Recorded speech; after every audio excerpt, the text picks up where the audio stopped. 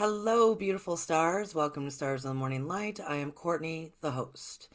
So, this is another episode of Hey You. Hey You, which means everybody, myself included. Hey You. Today's episode is going to cover a variety of things, much more psychological based. But it is going to be in reference to the ego, selfishness, inner child, 2024 to 2026. All sorts of things are going to be discussed. I kind of have my list in front of me, and this is a Hey You episode, which means I'm going to be a little bit in rare form. A little bit in rare form, because these are the things that I've been witnessing and my response to them, and hopefully there can be some awareness that happens within this video for others, and maybe some tools, maybe some things to think about and ponder within your own relation to yourself. So, settle in, everybody. And these episodes are referred to as Hey You. And I bring this up because those were my first two words. My third word was no. So little baby Courtney, her first word, my first word was hey. And then my second word was you. And then my third word was no. And I would love to know what your first three words were. Because as babies, that is, we're trying to form a sentence. We're trying to put things together because we hear all these adults, all these older kids, all these people around us forming these sentences. We're trying to form an idea. So leave a comment below. Tell me what your first three words were, because it shows us what your outlook was, what you were perceiving and thinking about when you first got here. I mean, when we first get here and we go through the cleanse, the swipe, the fog, the forgetfulness, what have you, which a lot of people for some reason resent that. Resent the fact that we get here and we don't remember anything from our past lives. Well, I gotta tell you, when I got here, my memories were intact. And my first sentence was, hey, you, no. Could you imagine coming with your memories intact and seeing that nothing's changed? Nothing has changed. Hurt people are still hurting people. Manipulation is still happening. Everything is still wonky and messed up. Hey, you, no. Just stop. But your first three words, as random as they might have been, could have been mom, ball, give, mom, ball, here, whatever it might have been, is a good indication as to where your mind was focused as you were coming into your being. When we get here and we go through the cleanse, the wipe, the fog, the forgetfulness, we are so fresh. We are so beautifully fresh. Infinite potentialities. We know nothing. Beautiful. Perfect. Perfect. And then the world happens. The world happens. And that's when we learn and adopt and develop all of our insecurities, all of our fears, all of our thought patterns, habits, and behaviors. What were your first three words? Because that's when you were fresh. Let me know. So, hey, you. Hey, you.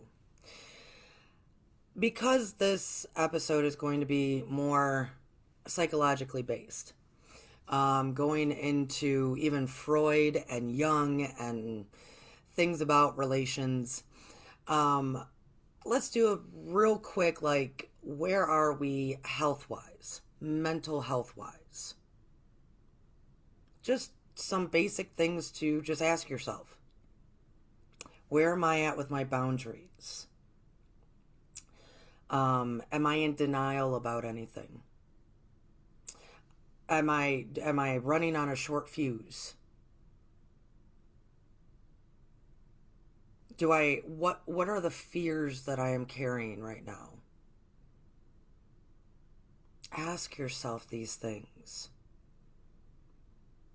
We tend to, as we will talk about Freud and Jung, we tend to try to get on this train of getting healthy. And unfortunately, we just start riding that train.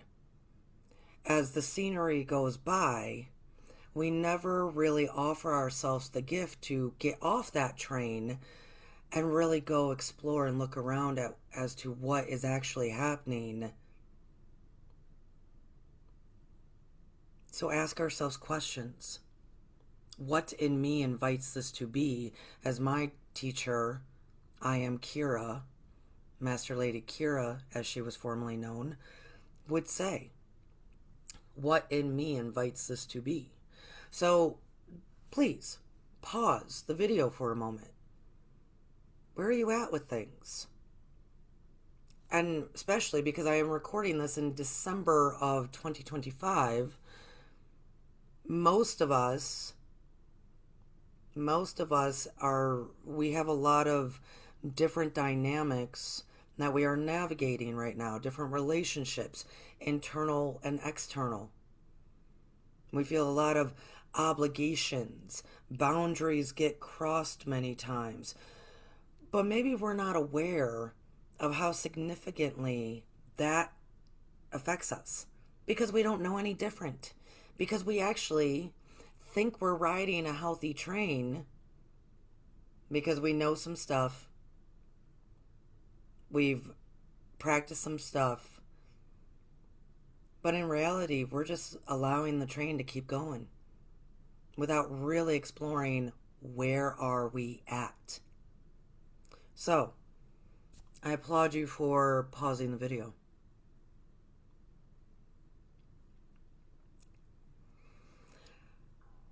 Like I said, this episode is going to be more about psychological aspects of life. Here's the deal. 2024 and 2026 are going to be like mirror images of each other. So go back in your mind right now and think of 2024. I can remember that by the end of 2024, so many people were posting on social media of how exhausted they were.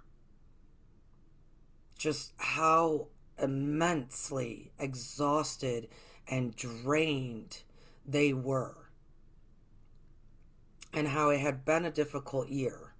And it's because, as we know in history, so if you're watching this 20 years later, after the pandemic, by 2024, the world really started opening up again. And so now we're running,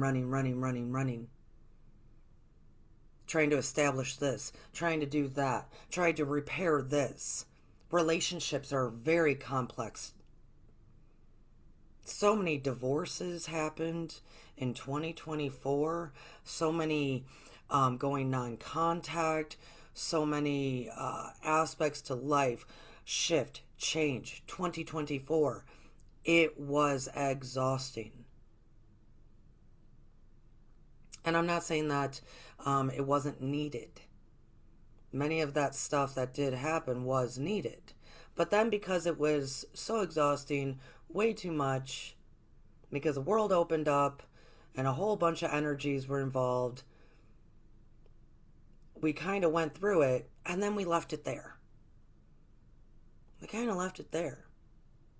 So in 2026, so much of what happened within your own personal life and the collective.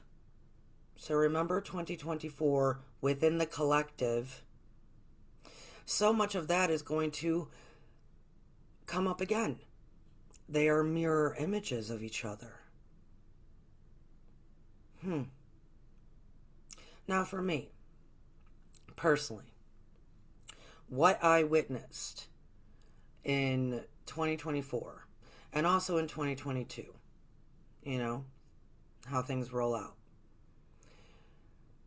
What I had witnessed, especially in 2024, that I can remember vividly in every transaction, journey that I took out there in the world, the level of humans being inconsiderate to one another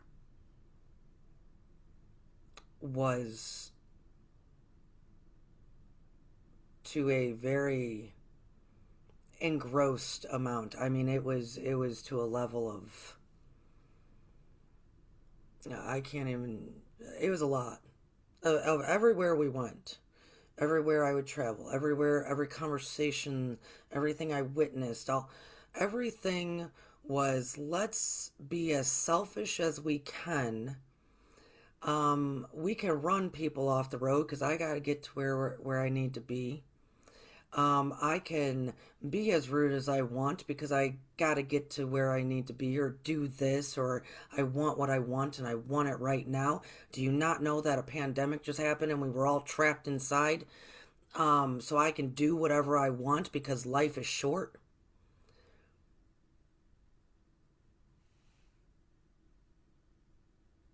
Hey, you. No. My mentality has not really changed since my first sentence. Imagine living a whole life that way. Made life difficult. No, please, no, no. So if 2024, think back in your mind. Work was exhausting. Relationships and partnerships and all sorts of aspects of life, very difficult. Everybody was hanging on this loose thread. And because of this loose thread, we grab on even harder. We take even more. We push everybody out of the way because I'm trying to survive. And there's things that I have to do, the running and the doing and the being, and I don't like this at all. Me. Very inconsiderate, and the lack of awareness or care that our actions affect others. That's what I witnessed a lot in 2024. And in December of 2025, as we're gearing into 2026, I am now starting to witness it again. And yeah, it could be just, the time period. Everybody's running around crazy anyways because, the holidays, especially here in the States. If you, I always say this, people get very annoyed with the commercialism of the holidays. Well, then don't engage in it. Just because it's present doesn't mean you have to engage. It's so funny. You just don't engage in it. It's that easy. If you feel like you have obligations, drop them. Like, you don't have to participate. You are your own person. So interesting to me. Just no. Learn the word no. It's a very great word. It's a beautiful word. So it might be a little bit more now as I chuckle because of the holidays and the programming that people still um, uh, in, introduce into their lives every December, right? Even if in the springtime, oh, it's horrible, consumerism, or even gearing up into December, oh, the consumerism and the running and the plans and the obligations and the this, even if they speak about it, against it, they still participate. Well, that's fascinating. As we're gearing into 2026, knowing that it's going to be a mirror image collectively and individually of what transpired in your life in 2024. So please pause this video again and try to go back in your memory. And if you can't remember, the day in and day out, no one really can, try to remember maybe larger significant things that happened within 2024.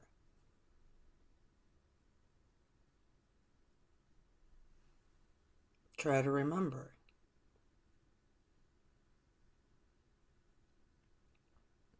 And then ask yourself and review the tape as in, how did I react? What did I do?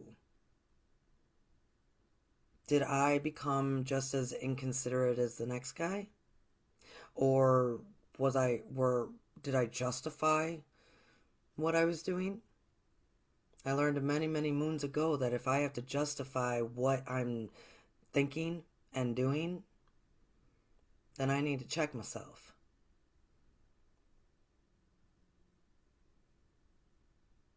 Or were you just riding the train of life and it started to go so fast that you kind of got whiplash because you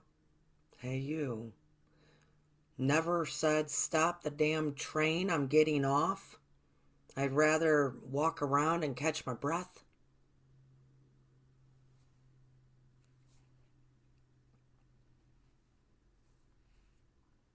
This is somewhat ego-based. So I want to talk a bit about relationships. It's fascinating to witness relationships because all things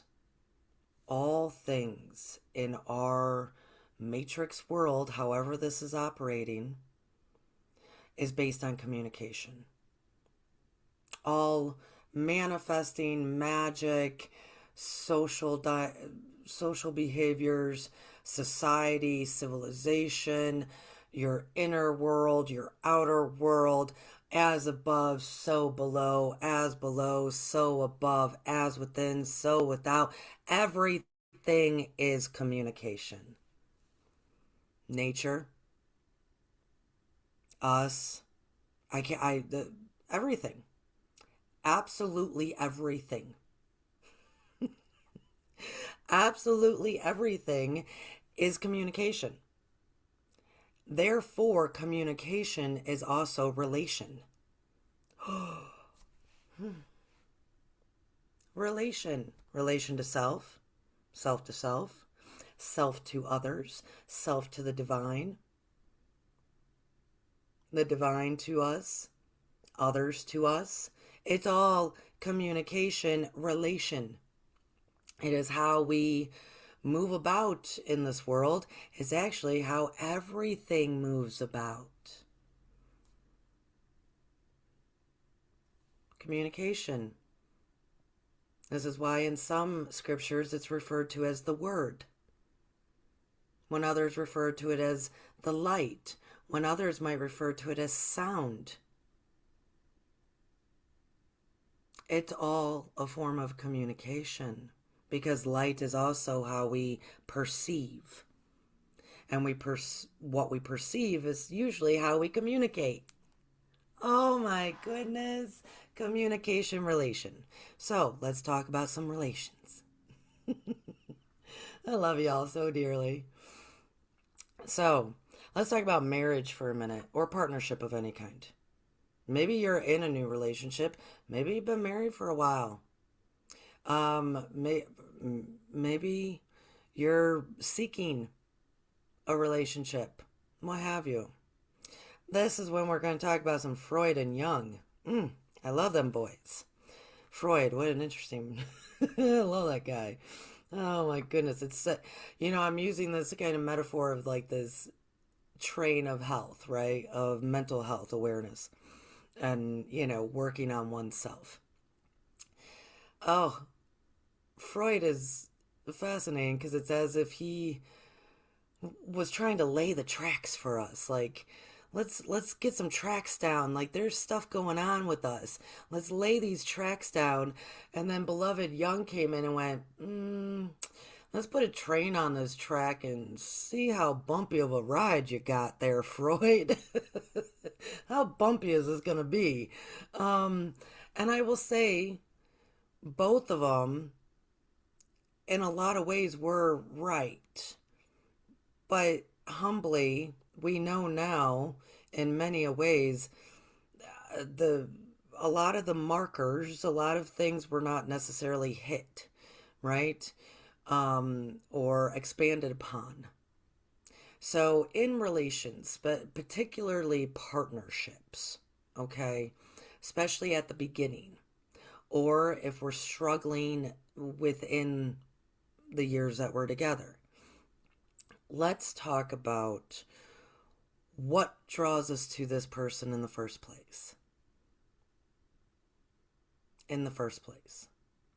Because Freud had it, Jung had it. Let's get this track on a really smooth ride and then maybe get off and explore what's really going on.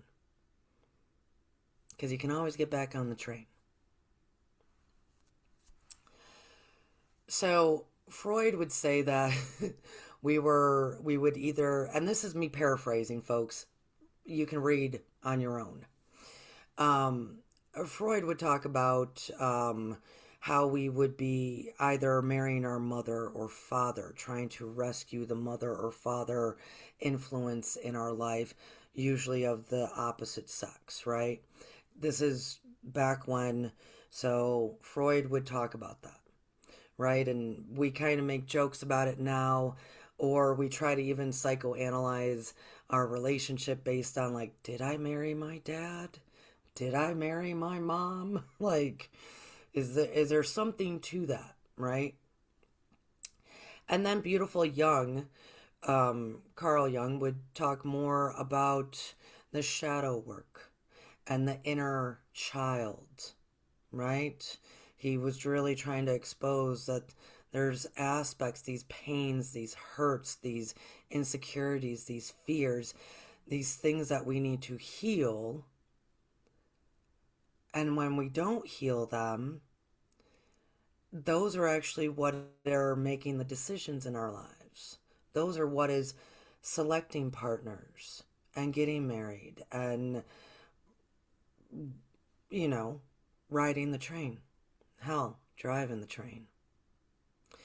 So I just wanna throw this out for maybe, you can explore it in your own world. Um, do as you want with it, right? I'm gonna propose that both of them are kind of right. Both of them are kind of right. As in, when we are seeking a partner, getting married, making commitments, or in a relationship for a very long time, we're married, but yet this is some difficult stuff. All of this stuff, right? So this goes for everybody because we do like partnership. It is ingrained in us to enjoy someone else's company, right? To seek that out. So, I am going to propose that both of them are somewhat right.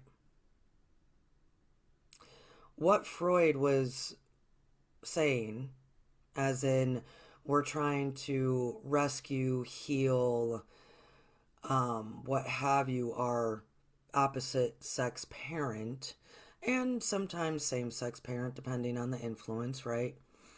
Um, that goes in line with what Jung would be talking about as far as that inner child. That is also in relation to ego. I've said a million times that we live in a world where our egos are unbalanced. That our egos are unbalanced, as in egos are talking to egos. It's just ego talking to ego, the selfishness, the what I talked about in 2024, the being inconsiderate to others. It is really because we live in a world of the majority is egos talking to egos.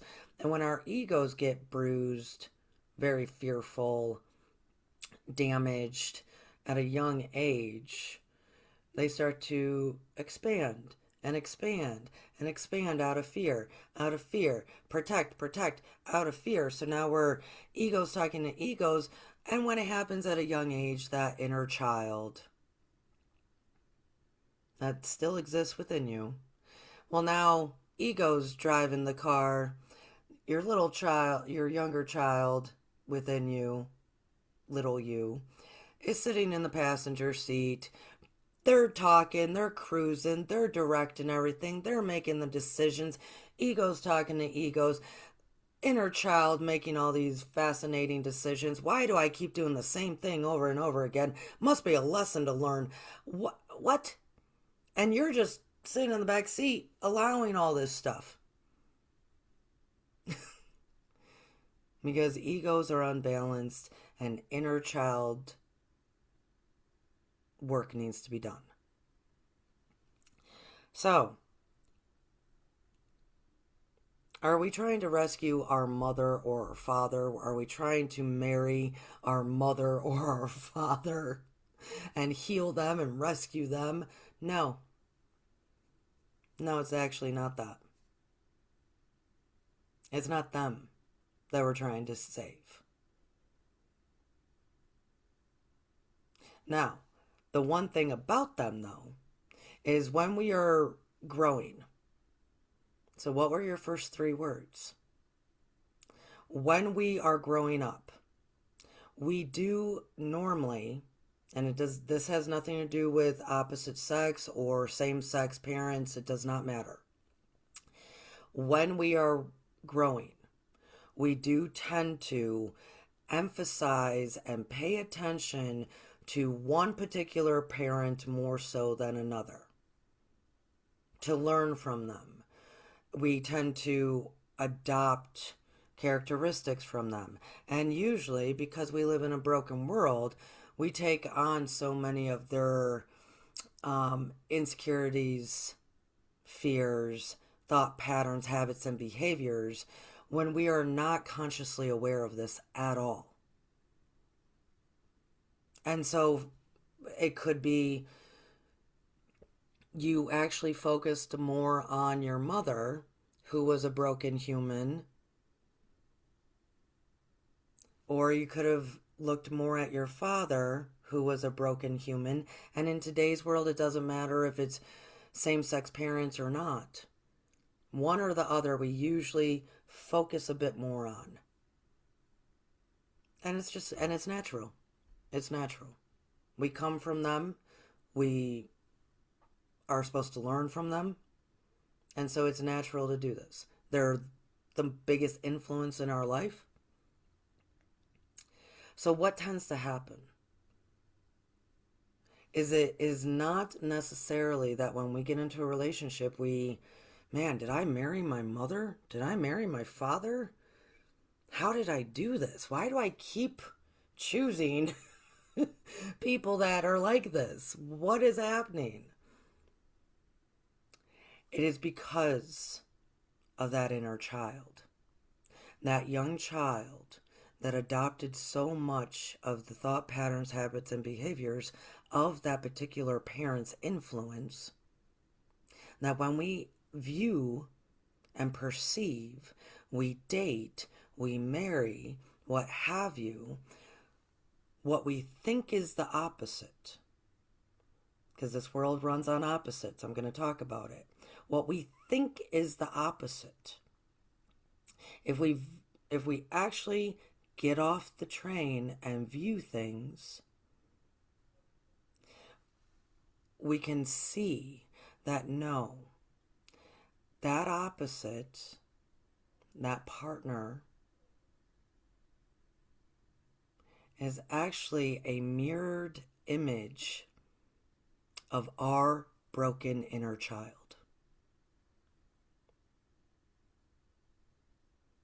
Of all the shadow work that we have not done, our broken inner child. It's our inner child who is attracted to inner child.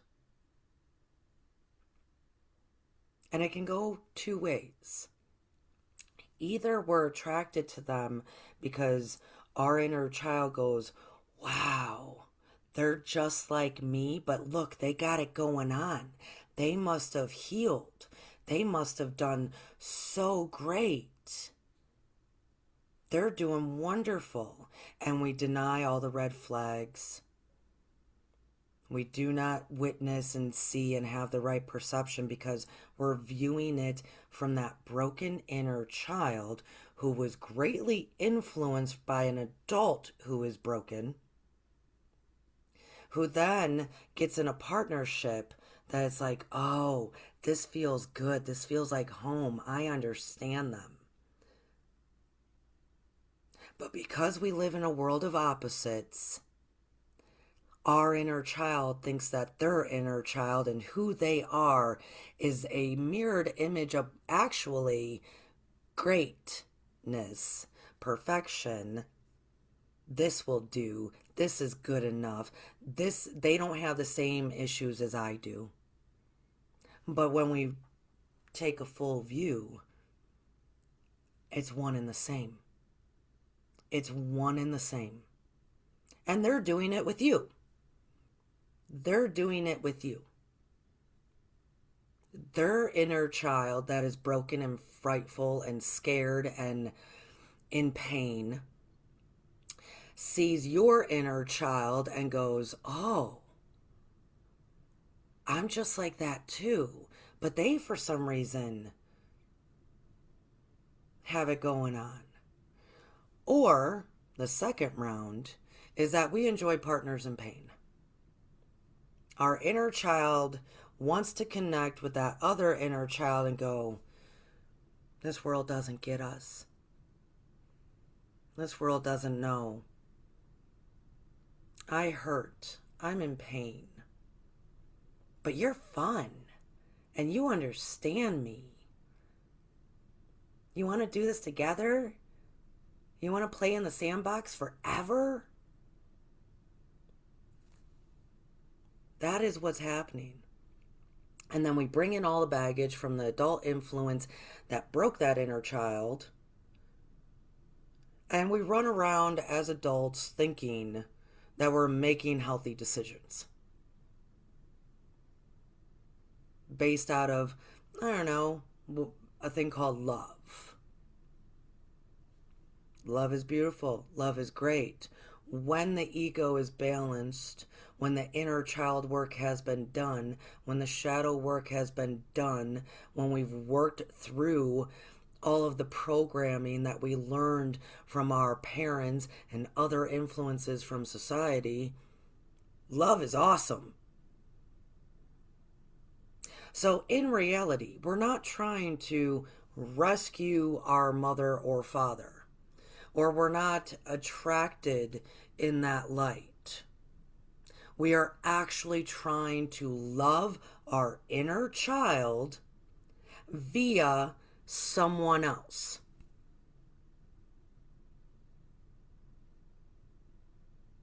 We are trying to love our inner child, love them, heal them, protect them, be with them, cherish them, play with them, give them what they need. Still, by projecting that onto someone else. And they're doing the same.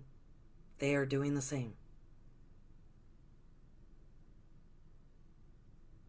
So both Freud and Jung were pretty much right. But that's the mark.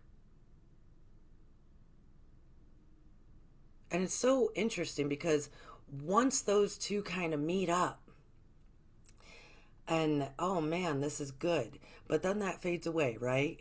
And we don't understand why there's resentments, why there's an overwhelming obligations, why this is not really the relationship I thought it was. It's because we're not taking the responsibility of healing that inner child, rebalancing that ego, and looking at things with healthy love,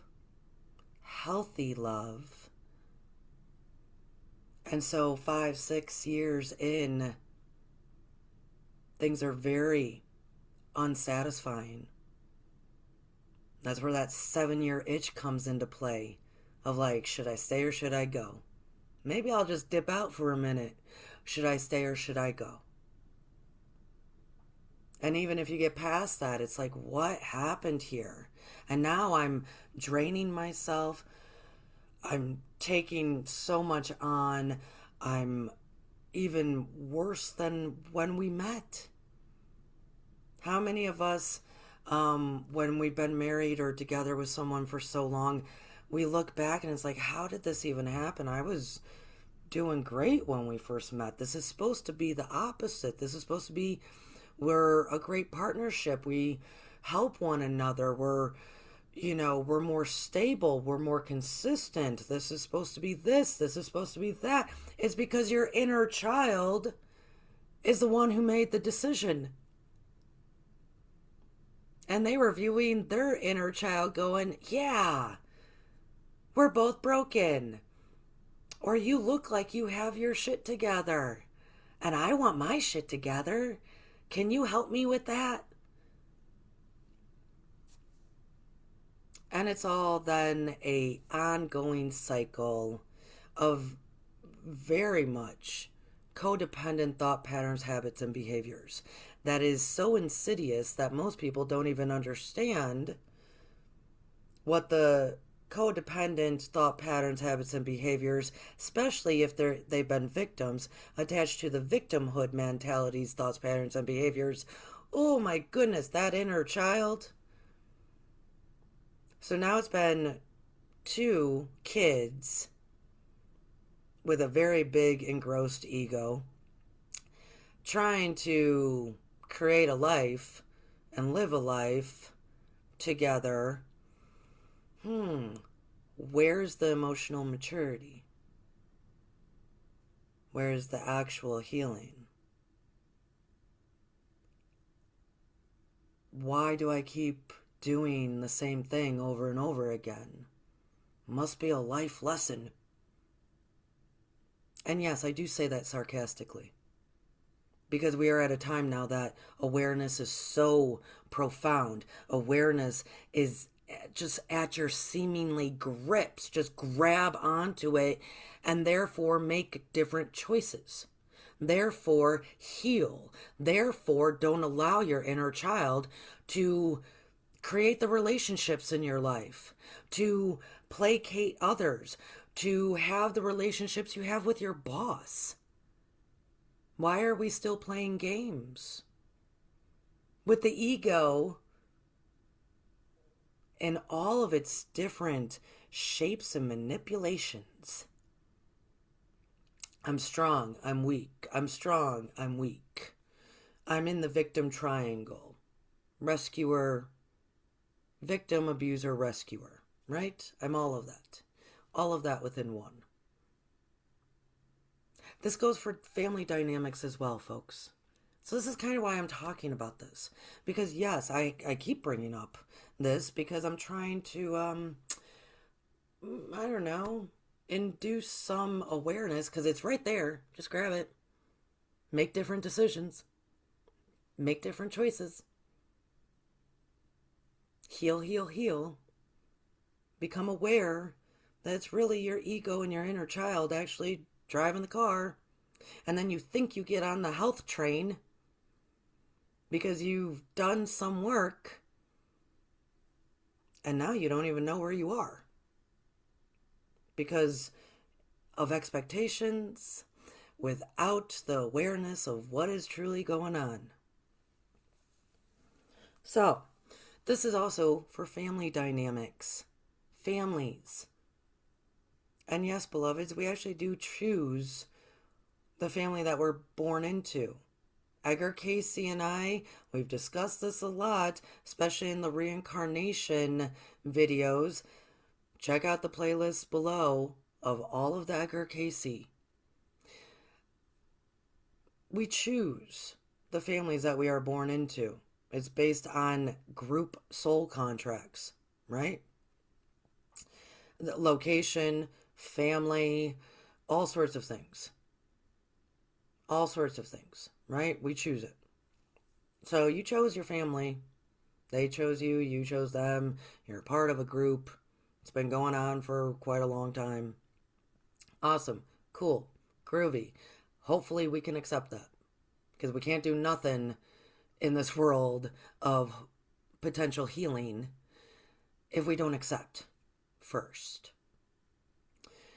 So, you chose your family. Okay, cool. We can accept that. Does it maybe suck? I don't know. We all have different stories. Everybody's a beautiful, unique, wonderful story, right? We all have different stories. Does it maybe suck? Is it maybe perfectly fine? Is maybe only a few particular members within that family an issue? What have you? But I will say that they do know now that at least 98% of all humans have some form of codependent thought patterns, habits, and behaviors. Hence, still a very broken world. And this is when we have to go back to our checklist. Where am I at with my boundaries? What fears am I experiencing? Because family, those that we were born into and raised with, that we were learning our first 3 words with,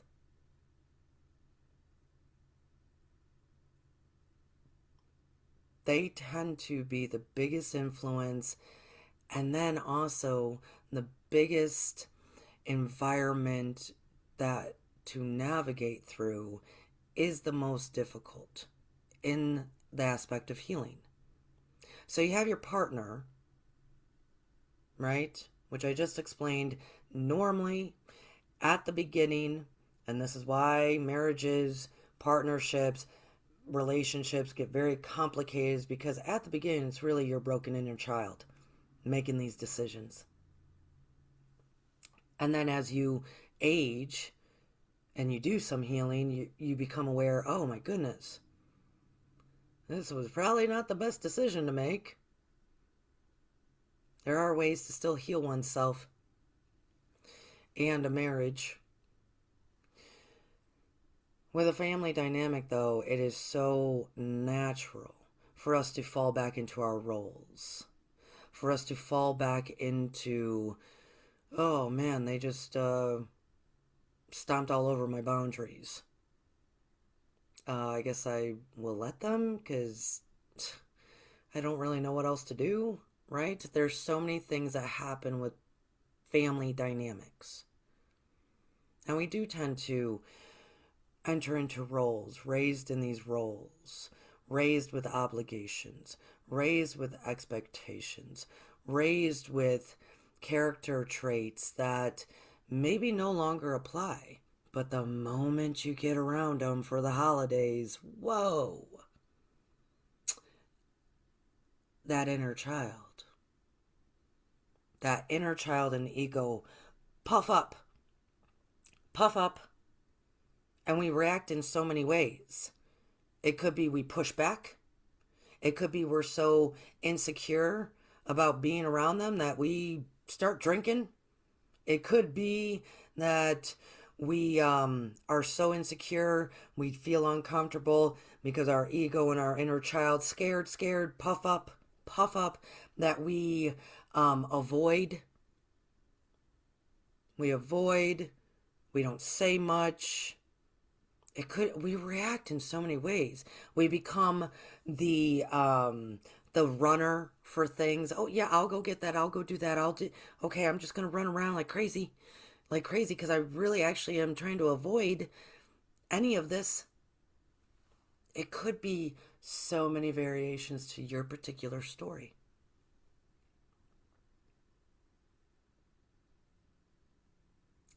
In a family dynamic, in a partnership dynamic, marriage, partnership, what have you, all of this can actually be healed without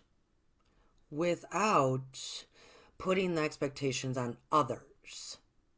And that is really kind of where I'm going with this. In relation to 2024 and 2026 are going to be a mirror image of one another. In relation to that 2024 and 2026 are going to be a mirror image of one another, and the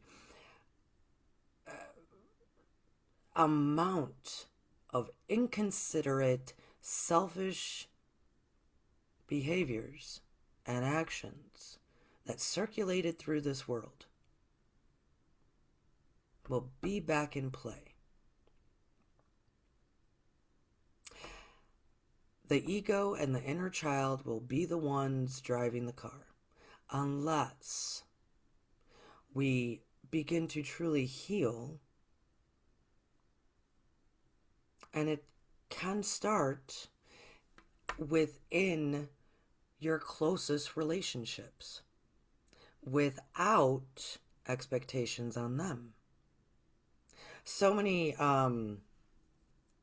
people I know, I mean, I'm grown, and so many people in relationships with family, with partners, what have you, they all, I mean, I cannot express to you the amount of times that I hear them say, well, I'll do this when they start doing that.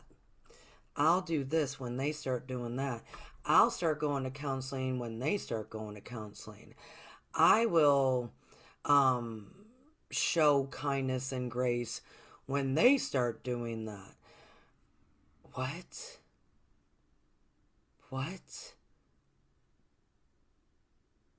A healthy form of quote-unquote selfishness is to start healing oneself regardless of what the other person's going to do.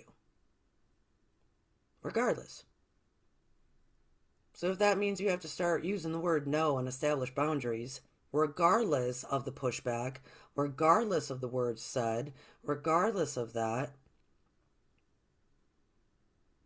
and if harm's way is happening, of course, that's a different topic and you seek help.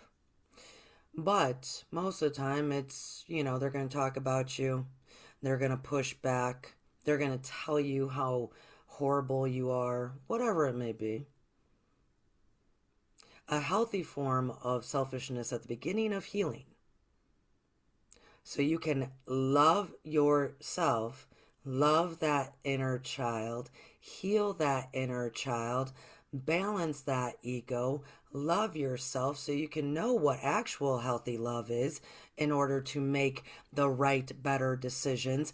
Therefore, we're not continuously learning life lessons. To do that, yeah, it does take a little bit of what people might call selfish.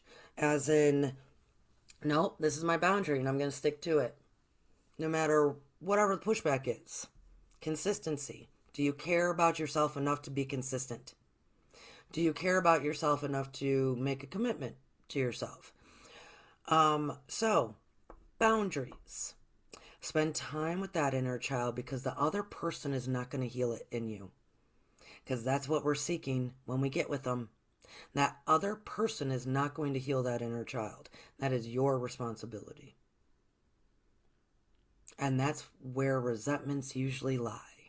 When we really get to the root of it, we end up resenting our partners because they could not heal our inner child.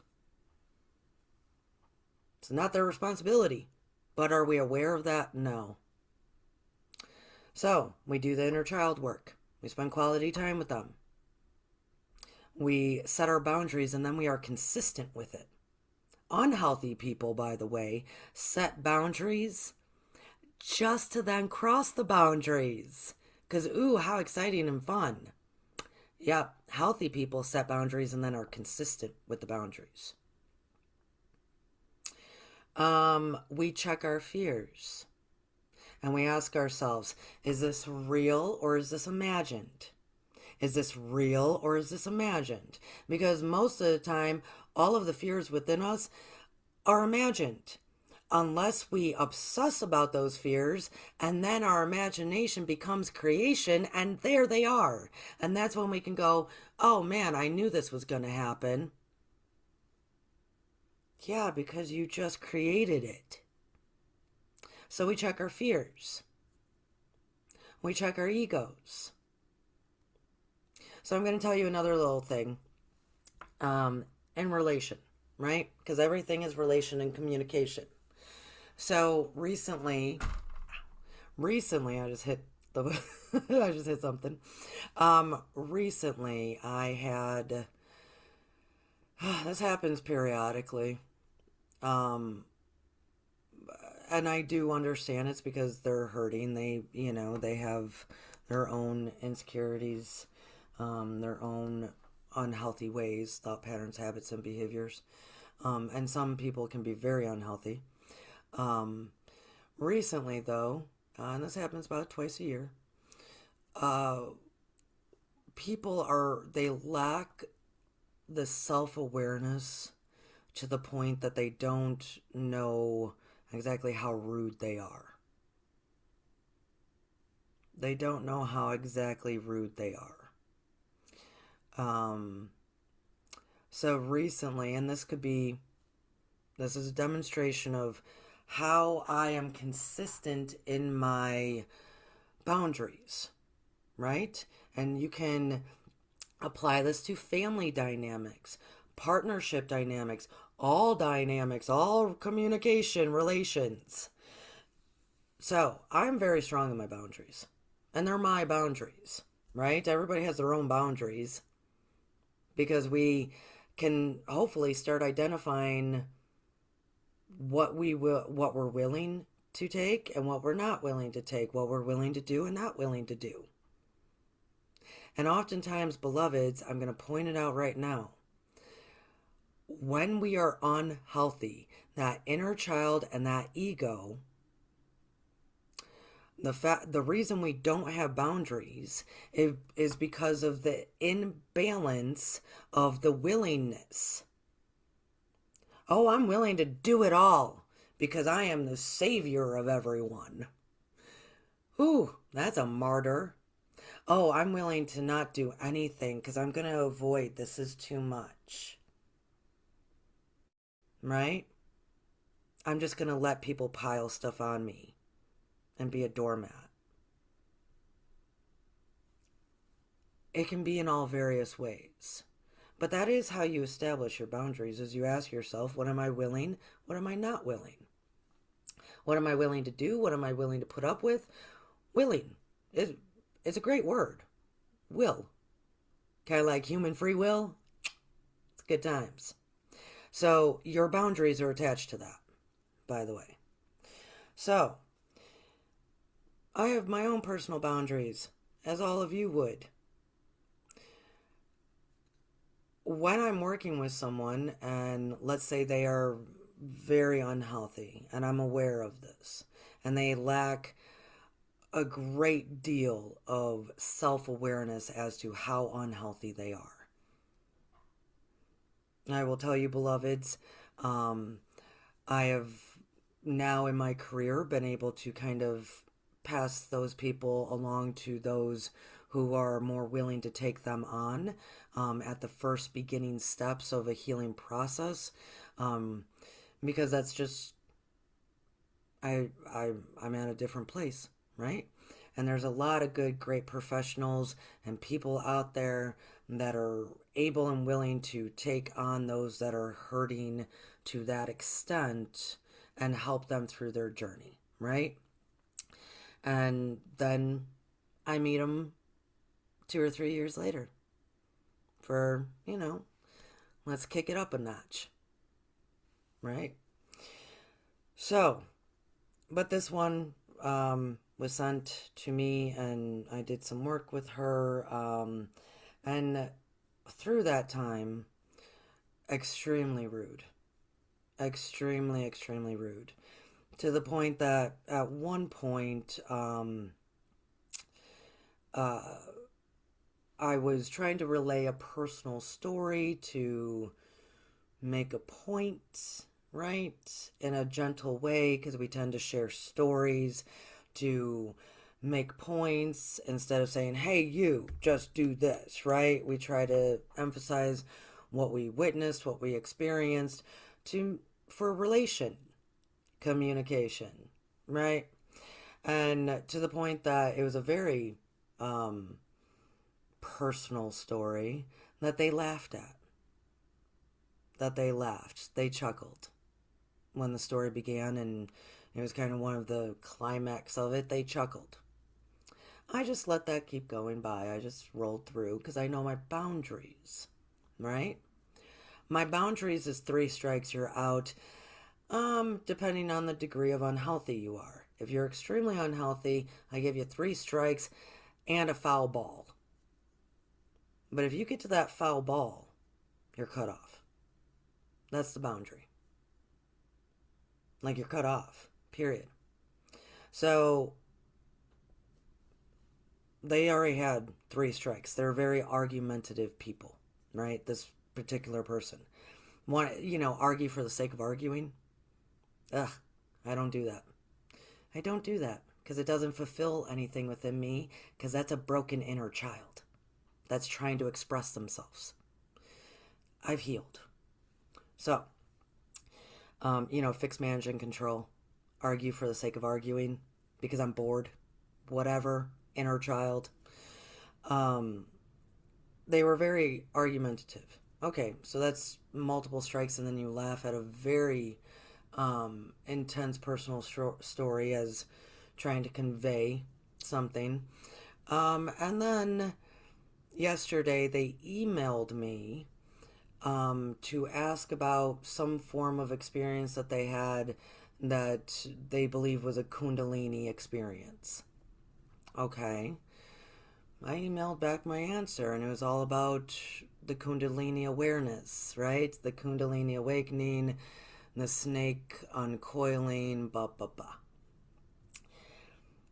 To the point that they then emailed me back to say that the Kundalini experience had nothing to do with awareness.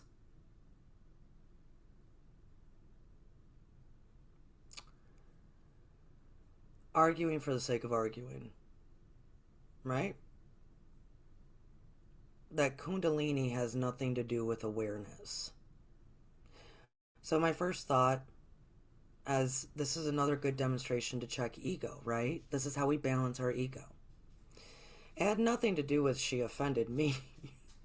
It was, okay, you just wasted my time on something that you could have looked up, but now you're once again wanting to argue for the sake of arguing on something very odd, as in it is referred to as the Kundalini awakening. It's all about awareness. So, that was your foul ball. That was your foul ball. And I have to check my ego, right? Am I actually perceiving this correctly? Am I taking it in as I'm being offended? Right? Is this an ego thing? No. Because truthfully, I'm very open to great conversations and learning from others. We can view this on any Matrix Living episode, right? Or anywhere that I'm, in conversation with others. Kundalini is pretty self-explanatory. You can just Google it. To the point that was I'm going to argue for the sake of arguing. So, that was the foul ball. You already had 3 strikes. That was the foul ball. You're out, right? So, I emailed them back.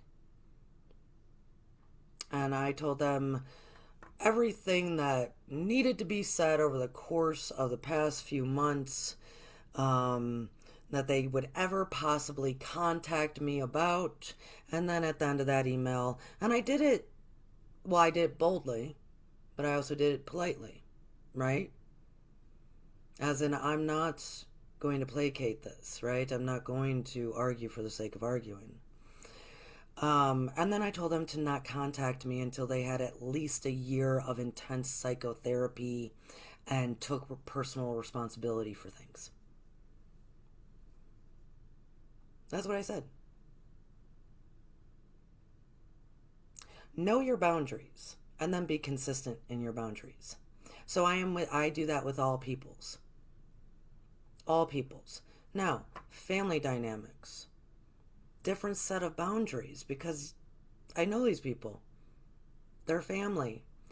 But is the willingness still there to identify what my boundaries are that is associated with my willingness? Yes. That is in the story I just told is in relation to my work. Right? Same with like maybe partnership, marriage.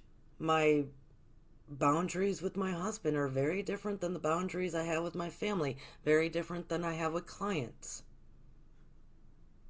But are they still established? Yes. If they get crossed, I say something. That's a boundary.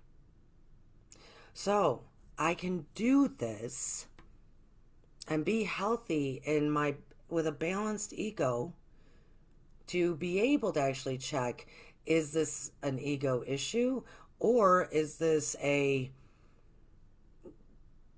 please don't argue for the sake of arguing with me. Go do the inner child work that we've already spoken about 5 times, right? So, what are your boundaries in relation to identifying your willingness? Now, if you are knowing that you have an engrossed and oversized ego, a very hurt, scared inner child, you're probably aware of it. Hopefully you're aware of it. But you don't know what to really do with it. Spend time with that inner child. Allow them to express themselves to you. And whatever comes out, whatever they want to do, back when I was really at the beginning of my journey, I spent once a week giving my inner child 2 to 3 hours a week to do whatever it wanted. Do you want to color a picture? Sure. Do you want to just talk to me about all sorts of things? Sure. Do you want to hold a teddy bear and watch a cartoon? Sure. Do you want to go walk around the toy section at the store? Sure. What do you want to do, inner child? You want to play with your dog? Sure. Now, 20 something years later, I still give my inner child at least once a month. What do you want to do, little Courtney? We can do whatever you want. We can make Christmas cookies. You can cry. You can cry. And I also, it's not just the inner child, I also go to my teen self and my young 20-something self. Because all of them are broken. And all of them need different things. And I'm the one that takes responsibility to heal them. It is not my partner's to do. But man, when we got together, that's who was attracted in the world of opposites. That's who was attracted.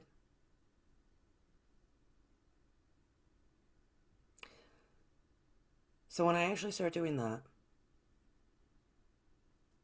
when I can use what I refer to as the observer, neutrality, the witnesser, when I can kind of step outside my bubble and stare in, that relaxes the ego because it's not happening right now. And this is when we can say, what are my fears? And we can look at them as in, are they real or are they imagined? This is also when we can view, do I even have boundaries with this person? Do I need to have boundaries with this person? What am I willing to accept? What am I willing to do? Right? When we can step outside and look at our own bubble, hence get off the train that you think you might be riding in health, but yet you seem to be going down the same tracks and not getting anywhere. doing the same thing over and over again, expecting different results. Get off the train. Step out. Look around.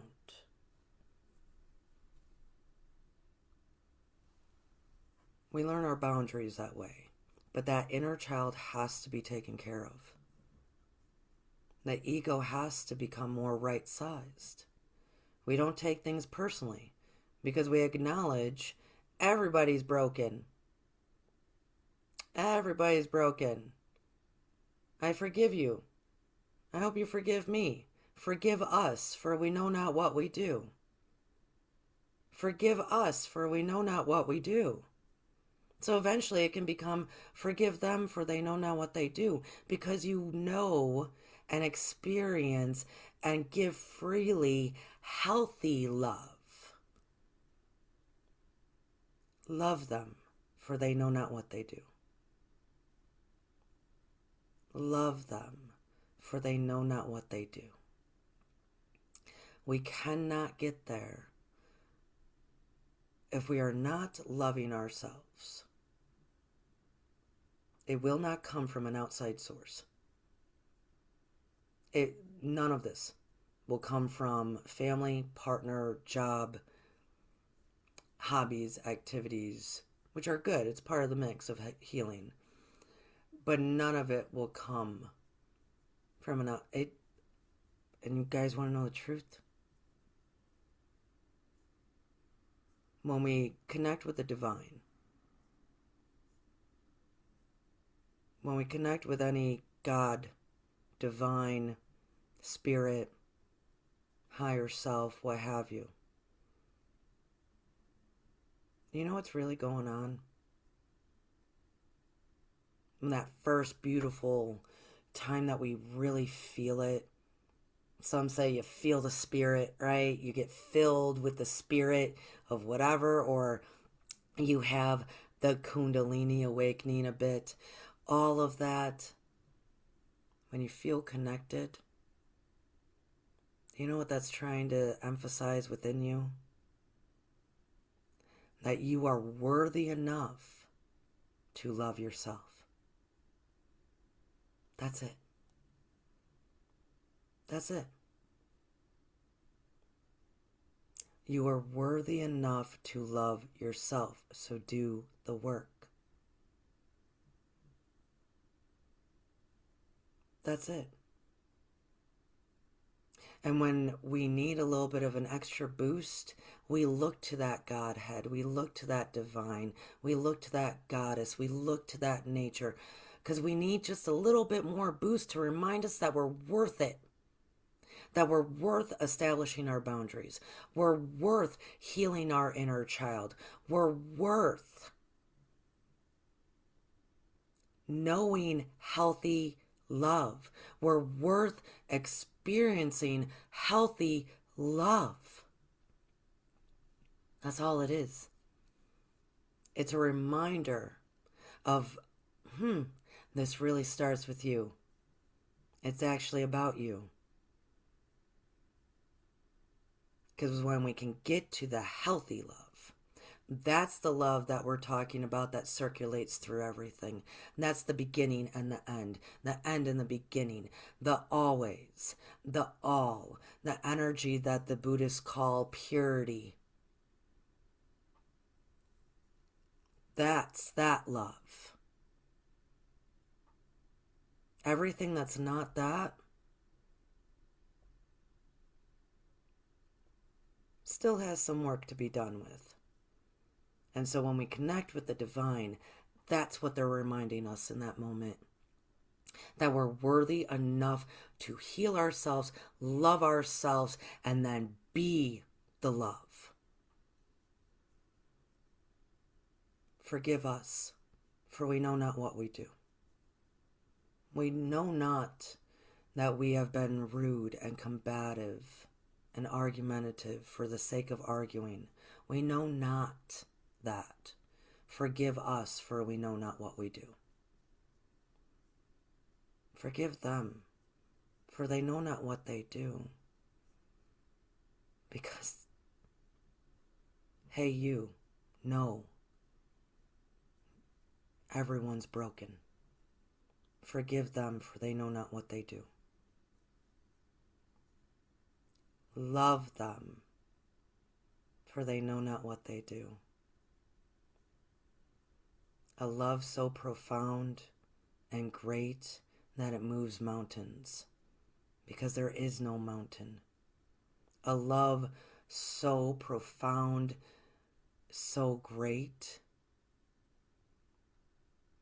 that nothing shakes it, nothing corrupts it. The beginning and the end, love. But everything before that, forgive us, for we know not what we do. I've been allowing my inner child and my ego to make all the decisions. Forgive us, for we know not what we do. And so is everybody else. Forgive them, for they know not what they do. I see your inner child. Please go heal. I see how fearful you are. Please go heal.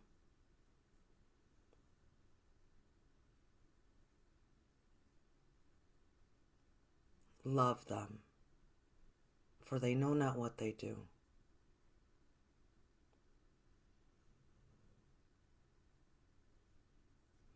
So, beloveds, this was kind of a long little thing. You can change, even if your environment doesn't change, even if your family doesn't change, even if you stay in your marriage, you can heal, because it's about you. It's about how much are you willing to consistently show up for yourself in the love that you are worthy of. It has nothing to do with them until it does. I love you all. 2024 is going to be a mirror, or 2026 is a mirror of 2024. We can decide if that's going to be a mirror of opposite or the same. It's a choice. I love y'all. Cheers. I'll see you on the flip side. Bye, guys.